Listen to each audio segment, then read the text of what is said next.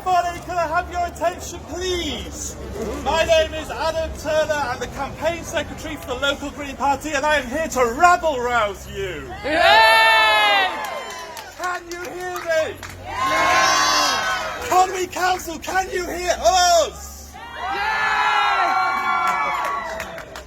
I'm still on a bollard. If I fall off and die, it was really nice knowing you all.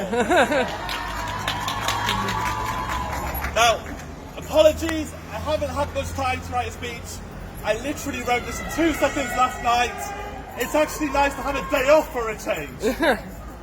This is the first time in my life that I have been on strike. Yay! I'm glad I'm not the only one here that recognises the severity of the emergency we face. I'm glad I'm not the only one that thinks it is so severe that it warrants walking out of work. Yes. To coin a phrase, it is wonderful to see so many people rebelling against our own extinction. Yeah! And on that note, let me be clear about one thing in particular. We are not here to save the planet, or not that solely anyway. We are here to save ourselves. As it says on my placard, which I can't hold because I'm still on a bollard. Thank you. Got a glamorous assistant, it's all good. I am not only striking for the climate, I am striking for, you know, human civilization itself. Because that is what is at stake right now. This is not just a climate crisis, it's an existential crisis. And it is an existential crisis not only for the children who are striking from school today. Do not listen to the people who say, why should I worry about global warming? I'll be dead then. Well, I'll tell you what. Global warming is happening now. The climate crisis is happening now.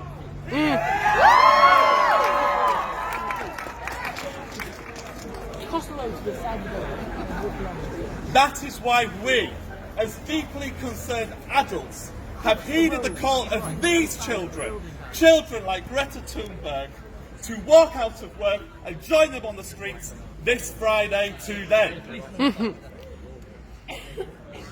What we need, as Greta Thunberg has said, is system change, not climate change. If the wider population had only the merest inkling of what a 2-degree, a 3-degree, a 6-degree warmed world would look like, each and every workplace in this town would be empty because each and every worker would be here. Now, while I can forgive the busy citizens of Colwyn Bay for not knowing about the severity of this emergency, not least because of the tide of misinformation that powerful interests have allowed to submerge the truth. You can't tell me that our government does not understand the current threat level. And yet, they cancel funding for community renewables, but carry on funding big oil instead. They ban onshore wind. They expand airports instead. They scrap zero-carbon homes and back fracking instead. I can't be the only one to think they've gone fracking mad.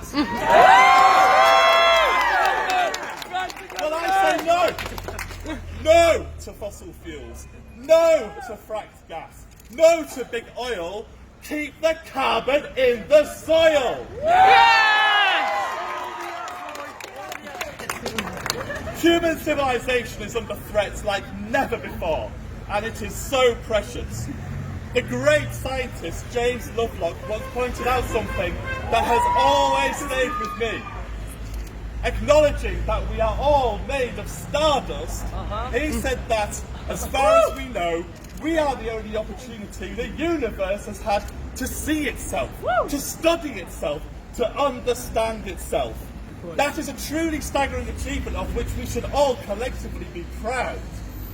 Who knows what achievements our species' supposed intelligence could unlock in the future if only we could get there?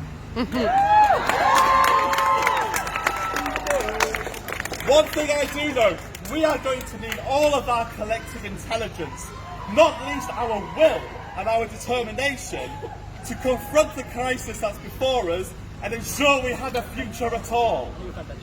We are now living in a unique moment where we understand the severity of this climate crisis, as well as what we need to do to prevent it.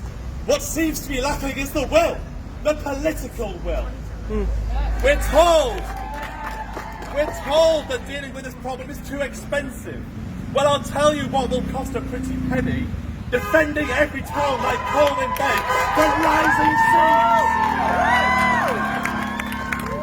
Not to mention dealing with the droughts, the crop failures and the migrant crises which will affect each and every one of us. But as the seas rise, we rise too! So whether you're in Westminster, Cardiff Bay or right here in Colwyn Bay, it's time for our politicians to listen to us. Yes. Not to the vested interests. And if they don't, it's time for us to use our democratic voice to replace them with politicians who will. With a little bit of that stardust that I see present here today, we will bring about the change, the system change that we need.